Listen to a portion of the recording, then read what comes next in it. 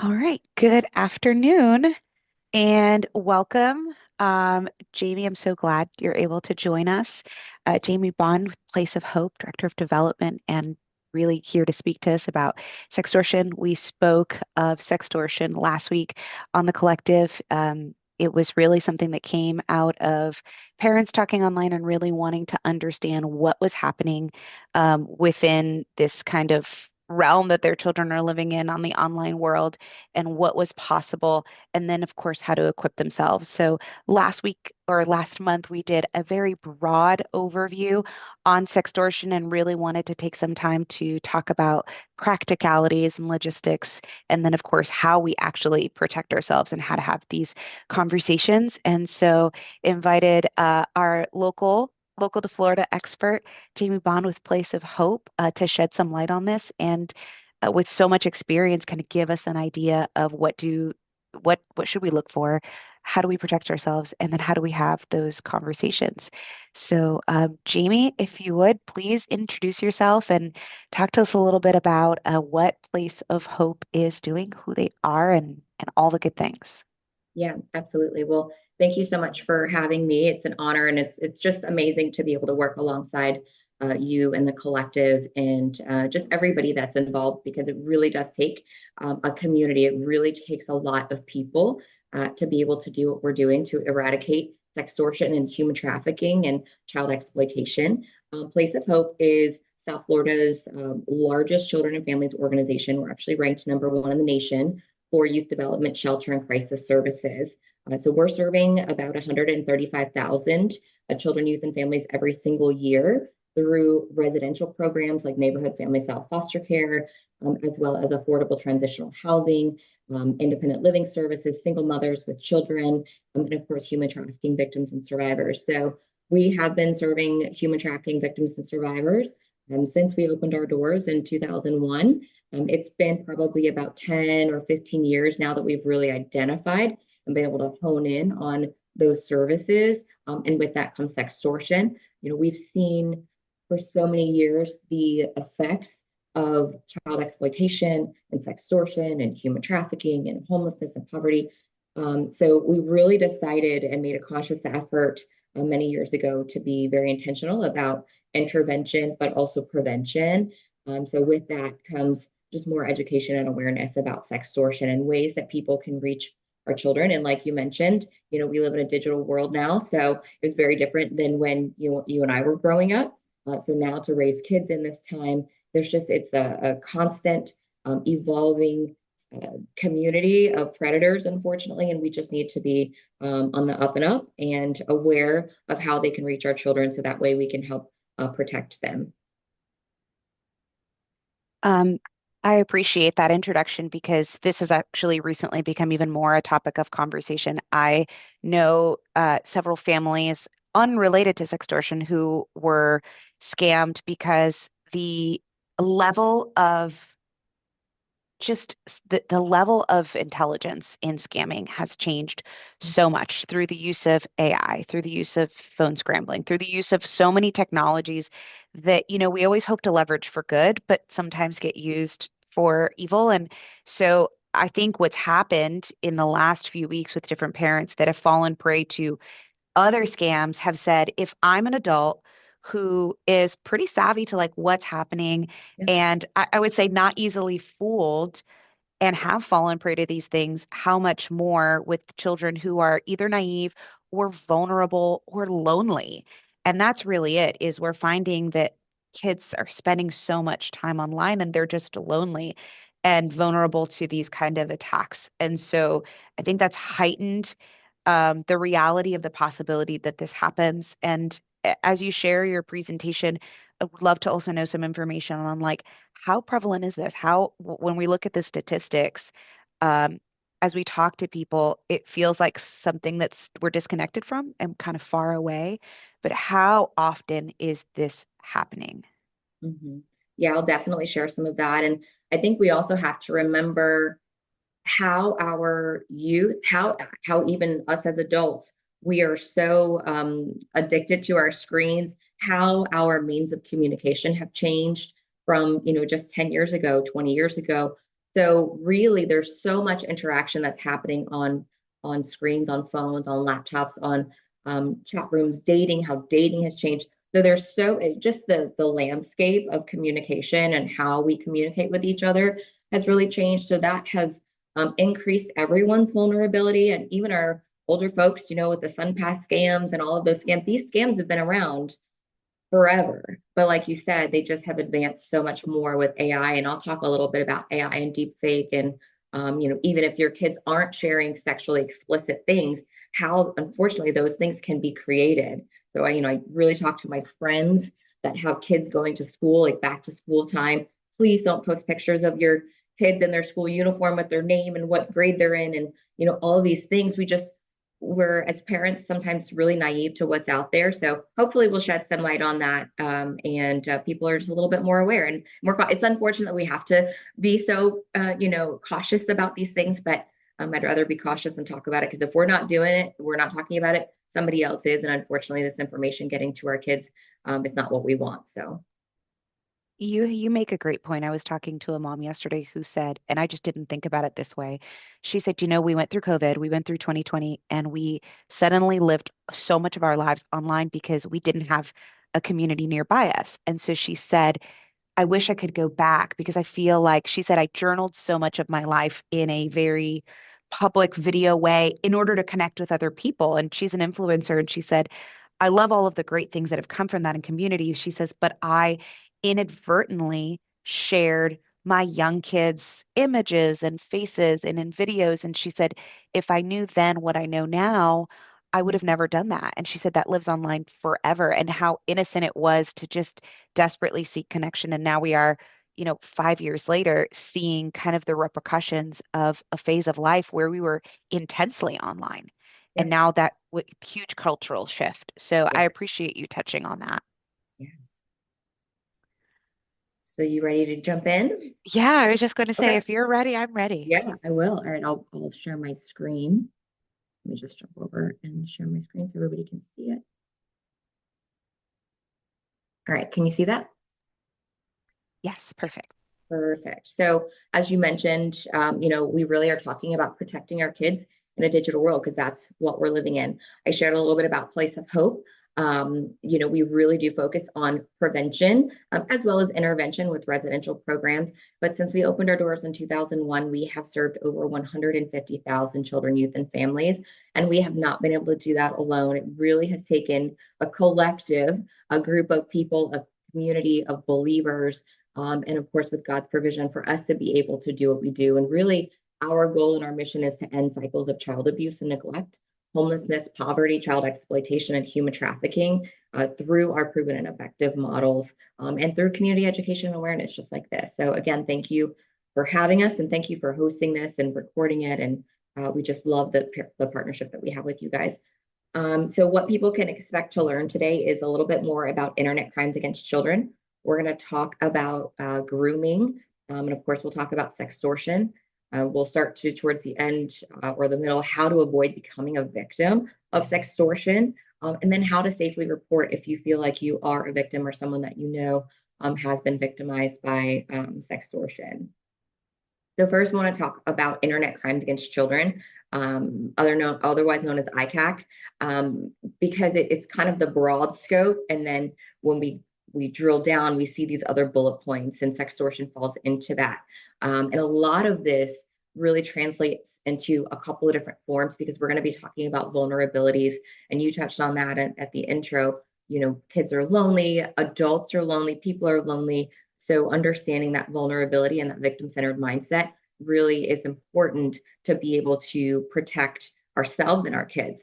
So internet crimes against children really encompass a variety of things targeting minors, which would include child sexual abuse material. That's what CSAM stands for. Child exploitation, grooming, cyberbullying. Sextortion is really, it's another form of cyberbullying, which I think some people are a little bit more familiar with. Distribution of child pornography and endangering the welfare of a child. So maybe recording something or posting something on the internet that could endanger the life of a child. And then, of course, sextortion.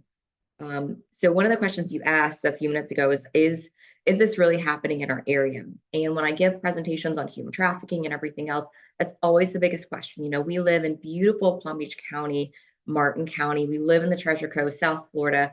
It's just not possible. It doesn't seem like these types of things happen here because maybe we're not in the ghetto. We're not in this area that, people think in their mind, they put it in a box of what it looks like. But unfortunately, these things cross all county lines, they cross state lines, they cross international borders. And locally here, Internet Crimes Against Children and the SVU, which is the Special Victims Unit, they actually have a unit specific to South Florida. So the Florida Keys, the Indian River County, and they receive up to 200 tips per week of calls just on Internet crimes against children. So these are people that are actually picking up the phone. It could be a parent, it could be a teacher, a guidance counselor, actually taking the time to pick up the phone because there was something that was enough of a gut instinct that said there's something wrong here.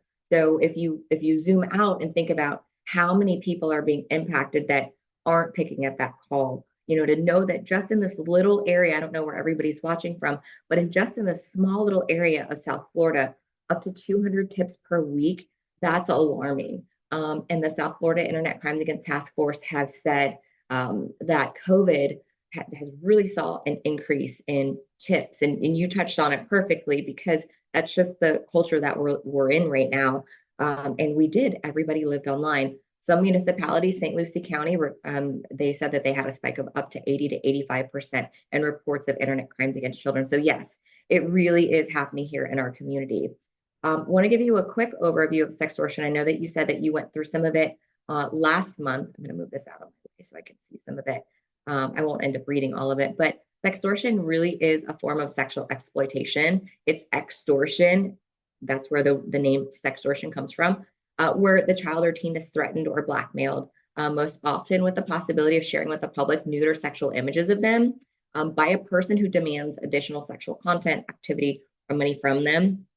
A lot of parents are floored when they find out that their kids are kind of in this type of situation and how does this happen.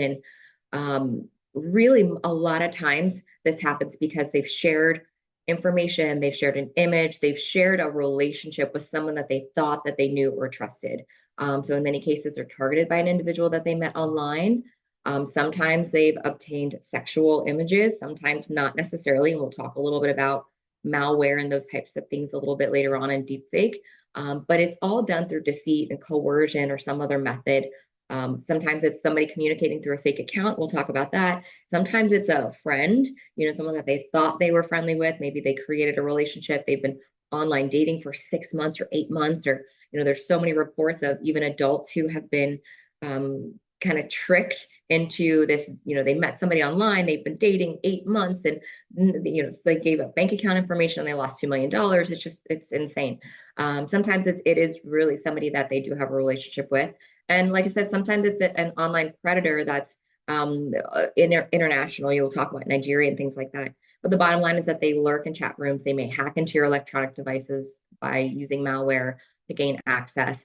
And what's pretty shocking to people is that how many teen boys are targeted. And often right now, it seems like teen boys there's more suicides of teen boys because of sextortion than girls, because of that shame. It's harder for them to talk about it. So people really need to be aware that it's not just girls, and that teen boys really are at risk. So as I mentioned, sextortion is extortion, and it's a crime. So as we're talking through this, and if you're somebody that you feel like you have been victimized or your kids have been victimized, it's very important for them to know that they're a victim of a crime. We don't want to start shaming them. We want to be as supportive as possible and understand that they were a victim of deceit and coercion, fraud, lies. So it is a crime. And where is it happening? People are always wondering where this type of thing is happening. What's frightening is that it's happening in our own homes. So, when we talk about human trafficking and child abuse and other things, a lot of times it can happen out in the community. And this does too. But what's so scary is that more than anything, this is happening in our homes, in our kids' bedrooms, in our bathrooms, so Like we have a rule at Place of Hope that the phones aren't going in the bedrooms, they're not going in the bathrooms. You're trying to eliminate some of those opportunities for those pictures to be taken or those vulnerabilities. So it's happening in schools, it's file sharing, it's social media, it's any gaming app that has chat enabling, chat rooms, dating apps. I mean, kids shouldn't be on dating apps. Adults are one thing, but kids definitely should not be on dating apps. So that's where it's happening. And who are the victims? So typically, victims are between the ages of 12 and 17. Like you said, kids are lonely, and really, this whole culture, we're in a digital age. All of us are online constantly. So victims are between the ages of 12 and 17, typically, but really anybody can be a victim. Especially when you look at financial fraud and extortion of that mean that there's my father-in-law who's 81 years old could be a victim of a sun pass. It all really translates in a lot of ways. There have been alarming numbers of suicides, as I mentioned, of male victims, of teenage boys. Victims also often feel alone and embarrassed and afraid to seek help. So it's really important, as I mentioned, to have those open lines of communication. So who can be a victim? Really is anybody with a vulnerability, and we'll talk about vulnerabilities in a minute because that's the clutch, that's the key to all of this is the vulnerability. In addition to the access, the accessibility.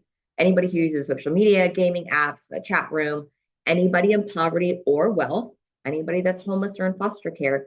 A lot of times people look at those vulnerabilities, and we'll talk about it a little bit more, but they automatically put it in a box, in their mental box, that it's got to be this subset of people, or they have to be forced to this, or they're in this situation. And that's not the case. Really, anybody.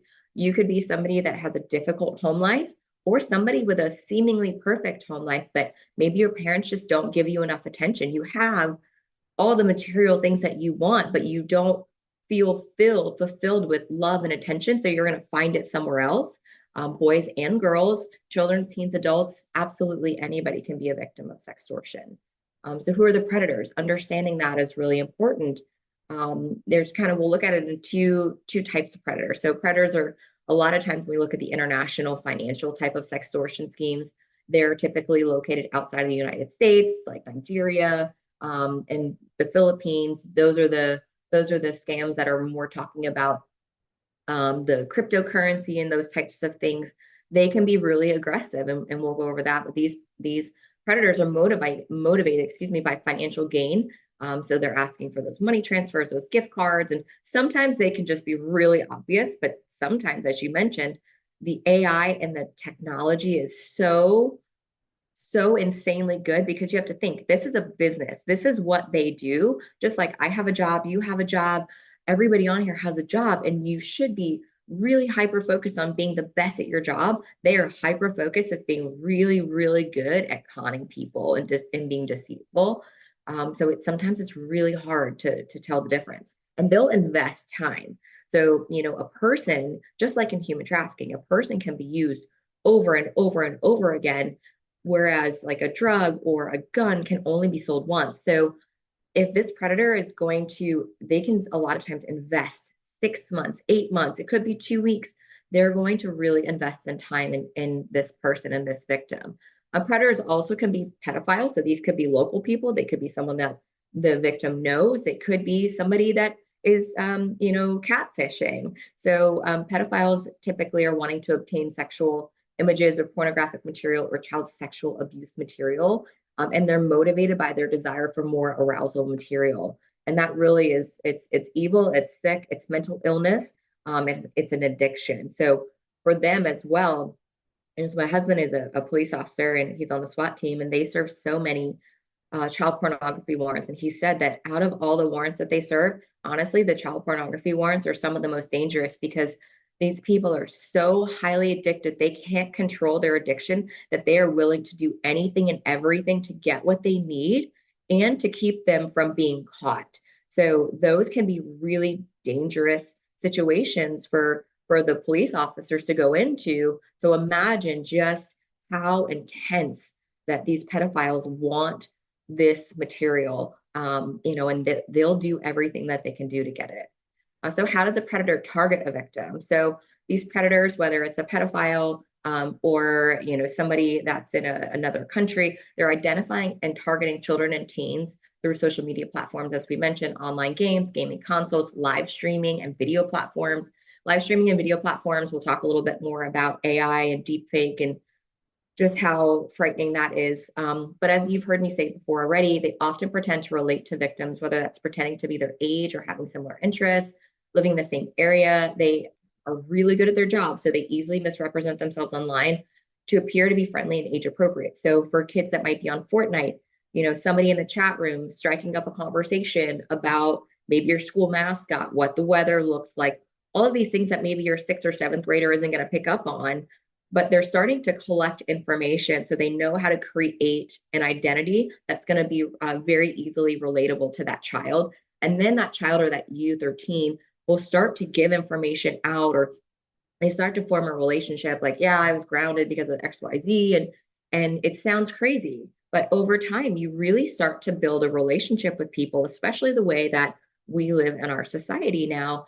And there are so many cases of kids who have run away because that predator has created such a persona that they really truly believe that this person cares about them and wants to help them or want to have a relationship with them. So it's really important to parents for you to know who your kids are actually talking to on gaming apps and messaging apps. Like my rule of thumb is, if you can't pick up your phone and directly call or text that person, or if you don't know the parents of that kid's parents, you shouldn't be talking to them on gaming apps. It really needs to be buttoned up that tight. And same thing with social media, not just being friends with everybody.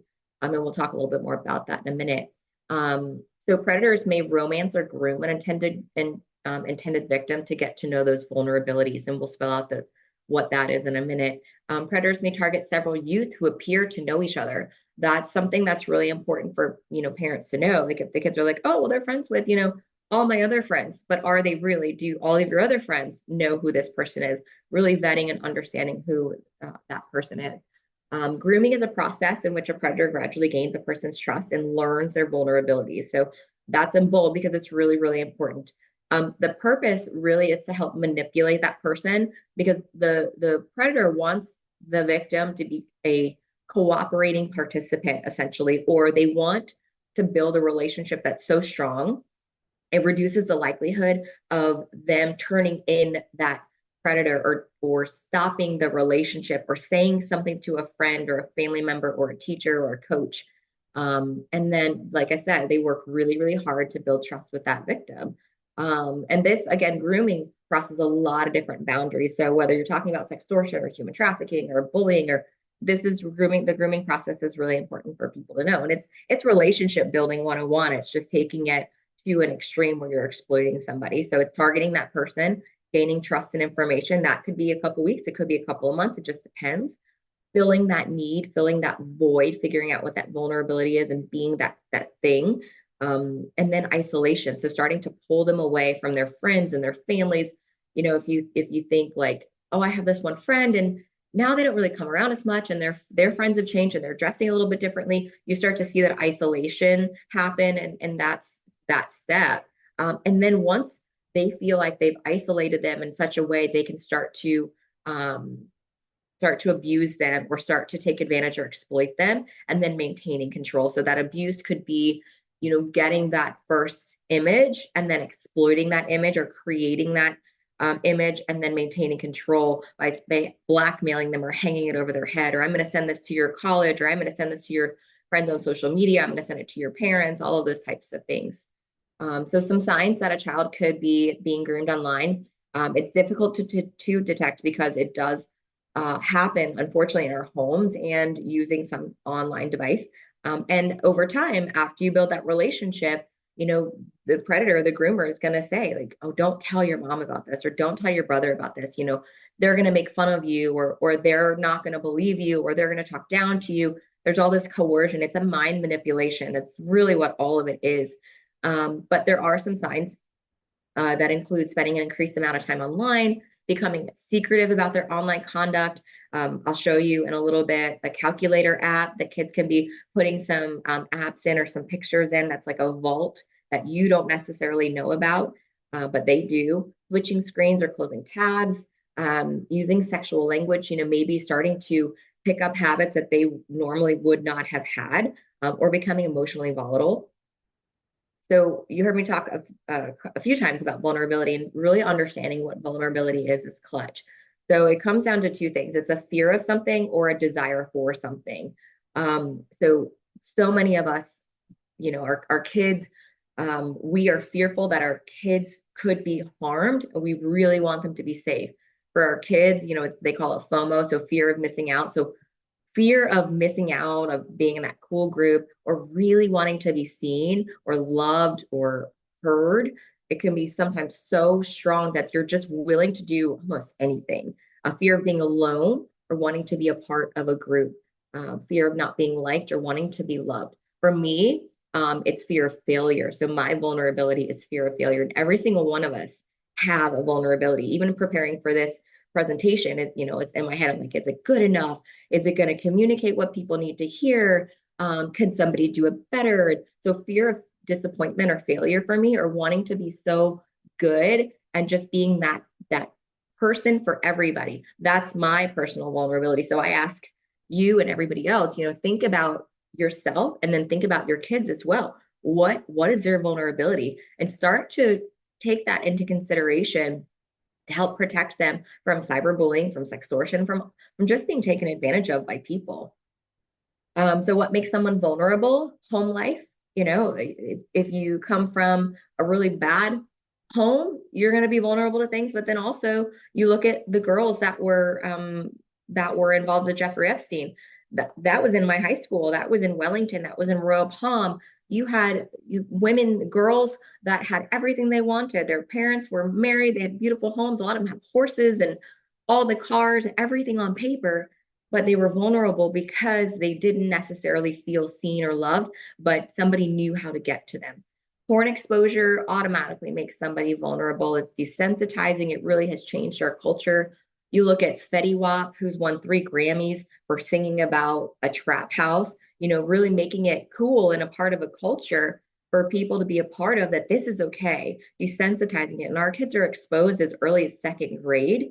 Parents don't know that a lot of times. And of course, if these kids are growing up in bad areas or they've been in and out of foster care, it's very highly likely that they've been exposed to porn or trafficking or child exploitation personally. Criminal history, obviously, as well. The lack of knowledge, or the it could never happen, is to me one of the biggest vulnerabilities. That's being an ostrich, putting your head in the sand, just being naive, whether you choose to be ignorant to it or you just really are naive. That's the greatest way for someone to take advantage of you, because you don't see it coming. You don't know what to look for. So that's why, today is so important. Social and monetary class, just like home life, you don't have to be poor. You could also be really rich. And really anybody can be vulnerable. Substance abuse, mental health, a lot of this is mental health related, and then other cyber crimes. So what does a predator's profile look like? They typically create profiles, like I said, that they look like they belong to other teenagers. A lot of times when we're talking about social media, you're talking about Fortnite or one of those other games where you have this chat enabled. You can be whoever you want. I could be a 67-year-old in Arizona, and really pretend to be a 13-year-old here in Broward County or something. You can be whoever you want to be online. That's the scary part, and that's what kids don't understand. Predators accounts may have very few followers and look new. So that's something for parents to look for and something for the teens to look for. I get friend requests all the time. I'm like, I'm pretty sure I'm already friends with that person. So I'll look at their profile. I'm like, oh, but they don't have a whole lot of friends. So this is clearly a fake account. So doing a little due diligence is important. In some cases, predators might follow other people that you or your children know. And I have a screen to show you that in a moment.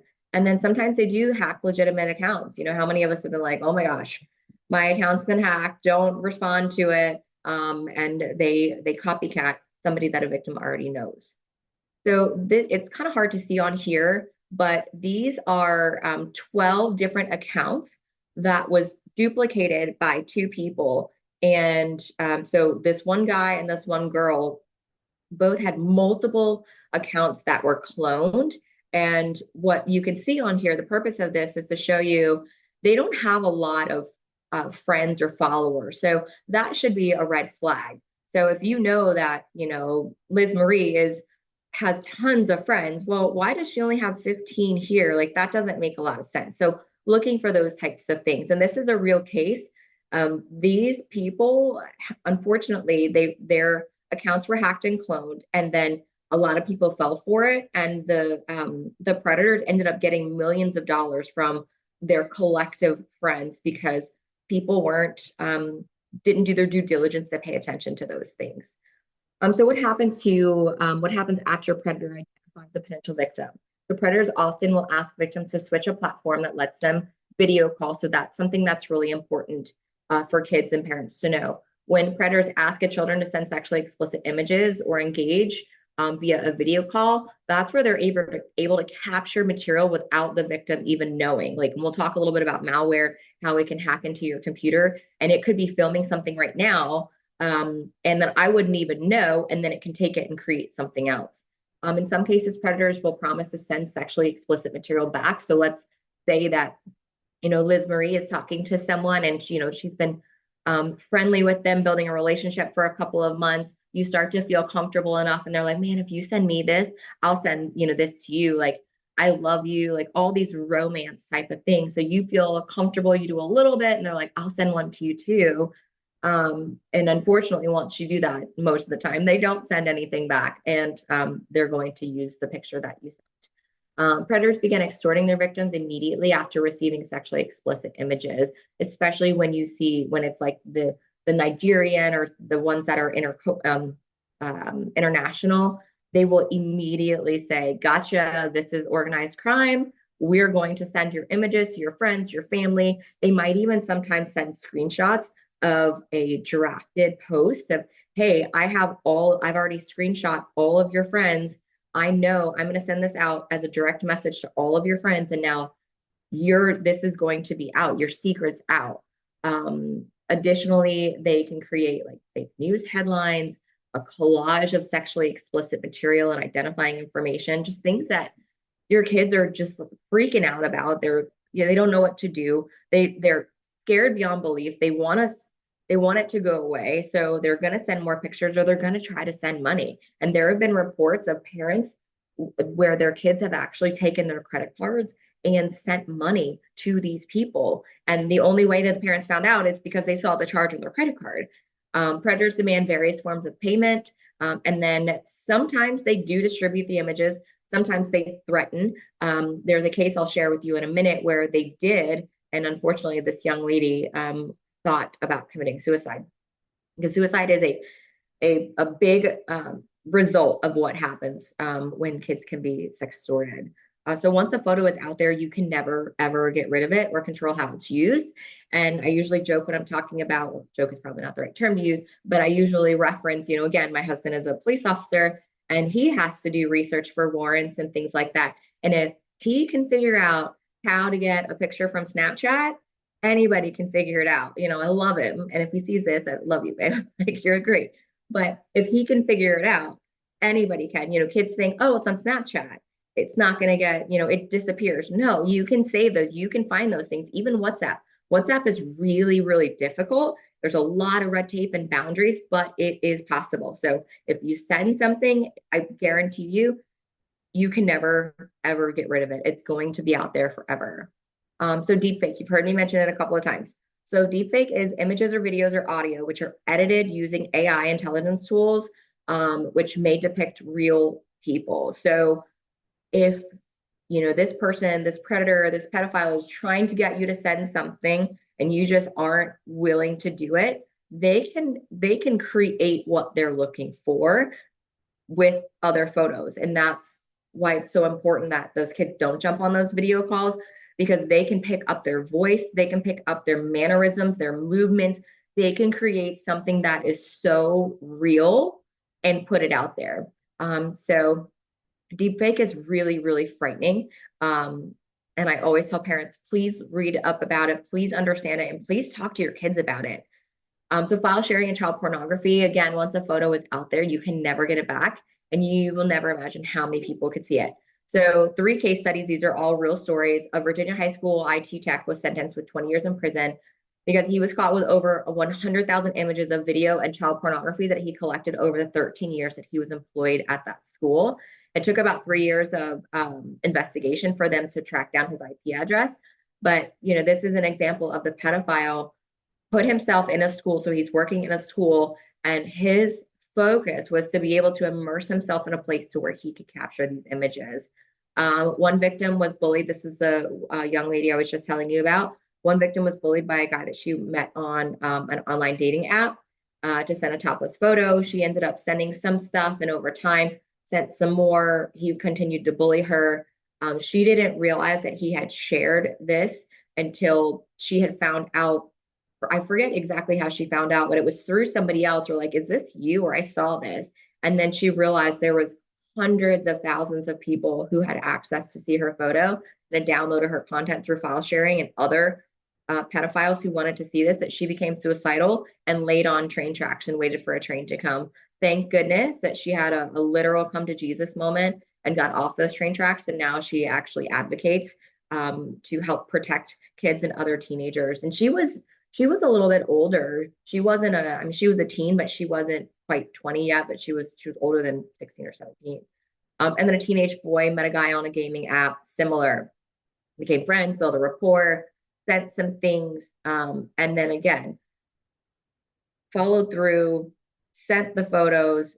They released it on social media, and now he's humiliated and suicidal. These are unfortunately just three of the stories that happen all the time. So here are some apps that parents should know about. I don't know if anybody's watching this to take a quick picture of this, but since we're recording, you'll have access to it. But these are just some of them. These are kind of the more familiar ones. You heard me talk about Snapchat, which is up here. WhatsApp, you heard me talk about. That's just like texting, but it's international. So you could really get some of those international schemes that way. The whole all of these, what they all have in common is that they're all an opportunity to chat or connect with someone in a way that is not just picking up the phone or calling them, or a regular text message. It's a way for kids to chat and mingle. These dating apps, they shouldn't be on again, no matter what. Like Kick Up here allows you to direct connect to somebody, and you can bypass traditional text messengers. So that gives them access to anyone, anywhere. Tinder, this is a hookup app. House Party is a video chatting app. You just heard me talk about deepfake. So, really against that. Tumblr. But the calculator app you heard me mention earlier, this calculator app looks like a regular calculator, and it works like a regular calculator. But what it is a digital vault. So then the kids install it, and they'll put a code into it, 1, 2, 3, 4, whatever it is, and it opens this vault, and here's where they can save all these files, all these videos, all these pictures that they don't want you as parents seeing. So you can go in and you can use the app, the calculator, and it's going to work like normal. But unless you know the correct code to put in, you're never going to know that it's a vault. So just be weary of that, be conscious of that. Really having open lines of communication with your kids is most important. And we'll talk a little bit about that. A malware, you heard me mention that a few times. So that's short for malicious software, and it's really software designed to cause harm or damage or steal data. So Trojans, viruses, spyware, I'm sure you've heard some of that, ransomware. So it's important to keep your antivirus updated.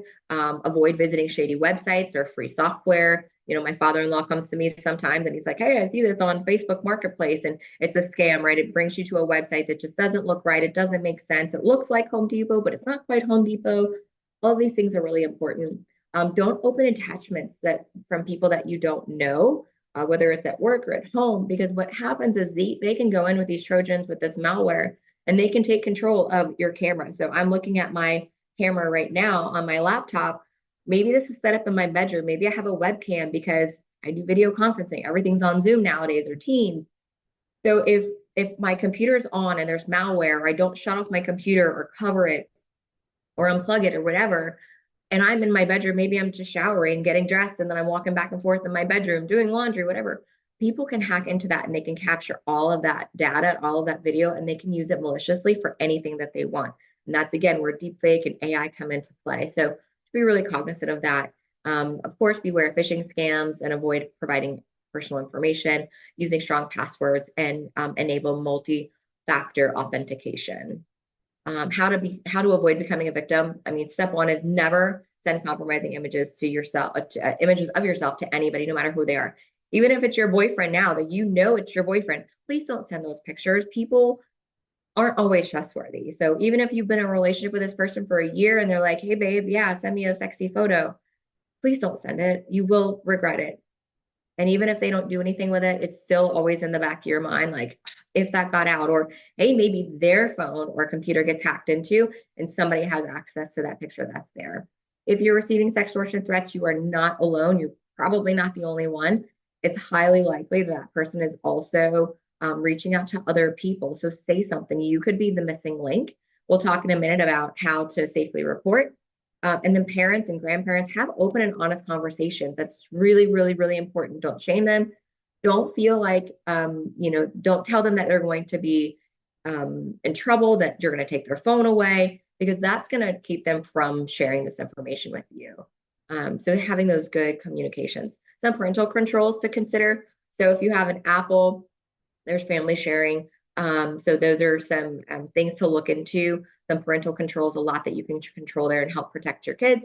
If you have an Android, Family Link, same thing. What we have here in Martin County for our schools is Fortify FL. So that's kind of a school related way for you to share tips or information about something that might be happening.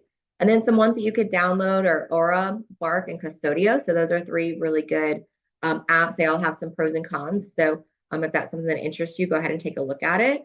And then if you didn't know, we have partnered with the Collective app. I don't know, Liz Marie, if you're going to share a little bit about the Collective app towards the end, but we're really excited and honored to be a part of it. It really is a revolutionary app for parents raising kids in a digital world. There's some ways to safely report, and it's really important to understand that you should report. You need to report because you're not alone. It's not your fault. And you might be, like I said, that missing link. There might be other people, and whatever that you can provide in your tip, that might be the glue that puts an investigation together. So first is FBI.gov. You can visit the website. You can call 1-800-CALL-FBI, or you can go directly to the tips.fbi.gov and report your tips there. You want to report, oh, the word report's missing there, sorry, report the predator's account via the platform. So if it's on Facebook, if it's on Snapchat, if it's on social media, whatever platform they are kind of attacking you on or trying to extort you, go to that platform and make sure that they understand that this is happening on their platform. Block that person from contacting you and save everything. If it's on a phone, screenshot everything, save all messages, save the profile, everything that could possibly be for investigation. Please save that information. And that is all I have. I would love to open it up to any questions, or Liz Marie, if you have anything that you want to share, or if you have any questions. First of all, thank you. Thank you so much for sharing all of that information. Um, no matter how many times we do this, how many times we kind of go over this information, I feel like there's just like this new layer that comes up. And I think that's kind of where the trends are going is it gets a little smarter each time something changes. I think about what you said, like this is someone's full-time job. This is someone has dedicated their life to this, and so they're doing with wild excellence. Yeah. And so, one of the things that I was thinking about as we talk about kind of the collective and gaining this too is making sure that your children really do feel like they have a safe place to talk about this. You mentioned it very early on, like so many parents are just floored when they find out that something has happened. And so we talk a lot about like it's not if, but when, right? It's not if they're going to be approached or if they're going to find themselves in a situation, but when, because this is the world that we live in. And I know you have, I'm sure you guys have these conversations all the time, considering you work at Place of Hope and your husband's in law enforcement. I can only imagine what the conversations around your table look like. But I would just say, and I know it's not an easy one, two, three, but how do you create a safe place to have those conversations? Because I think it is very, very normal to move into panic mode even as as panicked as they are, parents as well, to move into panic mode when something like this happens. So how on the front end are you guys having conversations about this? Yeah, great question. And it's a question that I get often. And it really is remembering that you're the parent and what your job is as the parent is to love and protect your kids and have them understand that. So being vulnerable enough to share with them that, look, I am your mom, I'm your dad, I'm older than you. These things are, you're younger. There's so much more that you know. But ultimately, my responsibility is to protect you. And I want to share with you there are real vulnerabilities that are out there. And again, they're advancing, and you probably already know about some of these things, but don't realize that you can be like not the if, but the when. My job is to protect you. So we need to have these conversations because I want to make sure that you don't fall prey to this. Be very real and open with this is what's happening. There's been stories of, this happening to this girl or this boy. So we're going to have some boundaries.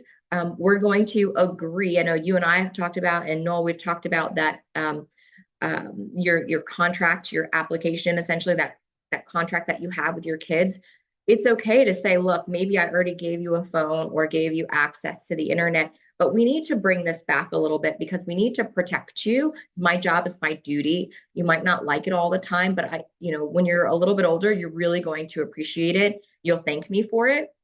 So let's talk about these things. And I want to encourage you. I want you to know that this is a safe place. So if you get somebody that's reaching out to you, if you get this text, please come to me. I'm not going to take your phone away. I'm not going to punish you.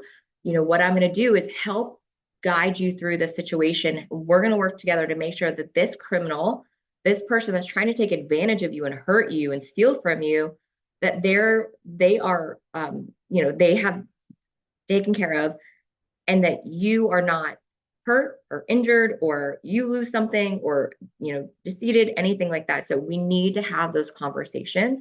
It might be hard, and that's fine, but we'll get through it. I love you.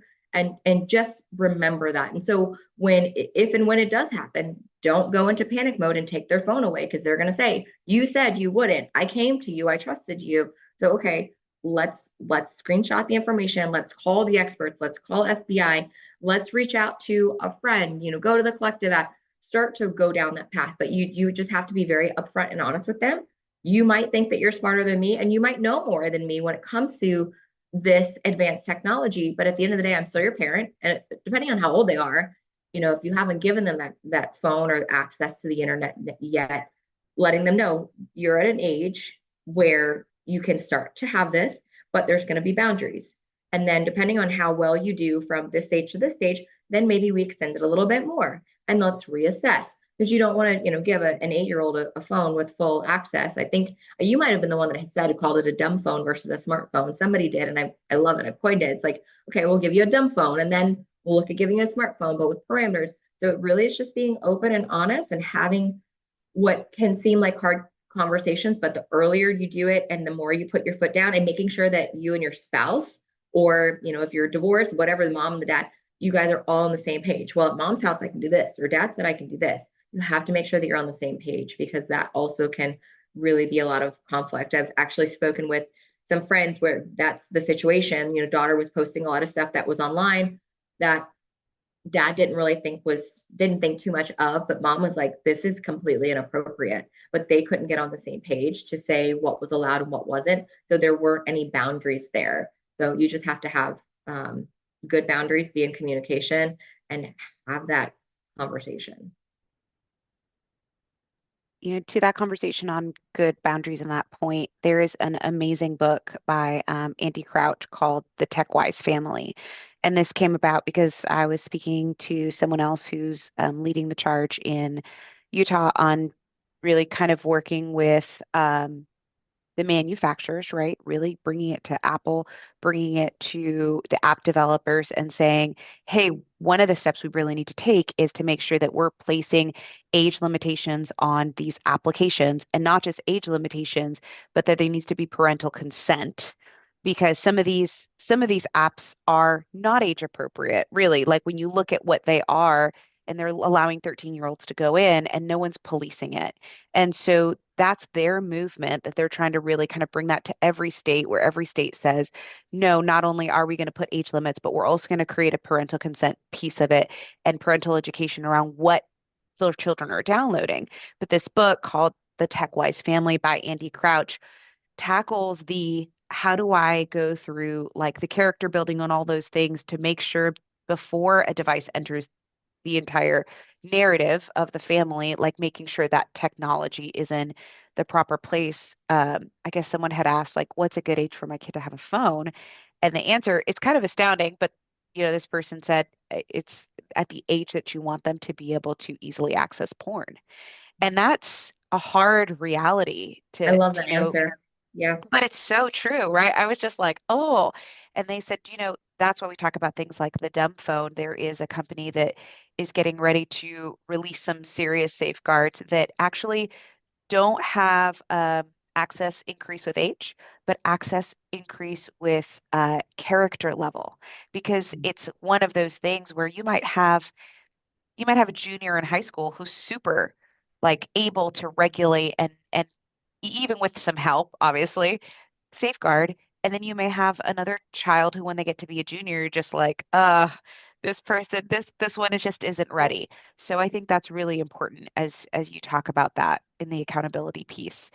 Um, I know we're running up against time, and so I don't want to keep you too much longer, but for sure, I appreciate you coming on. I appreciate you taking the time to really educate on this and provide so many resources. I am going to share these resources are also available on the Collective app.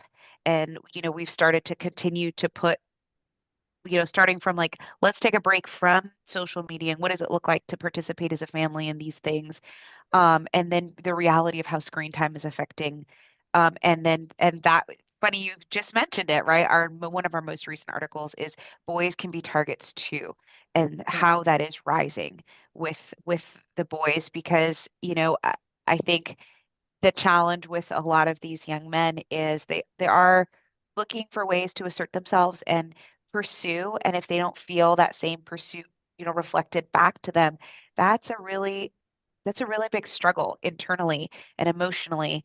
And we know that a lot of this also comes from the fact that some homes don't have super strong male leadership and to Yep. model that, and that kind of trickles down. So so appreciate you coming on. So appreciate Place of Hope's partnership with the collective and the way that you've empowered us to make this available for 100 families. If that's something that you're interested, please let us know, reach out to us. We have done our best on social media to continue to kind of say we want this to be accessible to as many families as possible. But thank you so much, Jamie. I Thank you. appreciate your time. Love you guys. Thank you so much. Have a Thank great you. day. You too.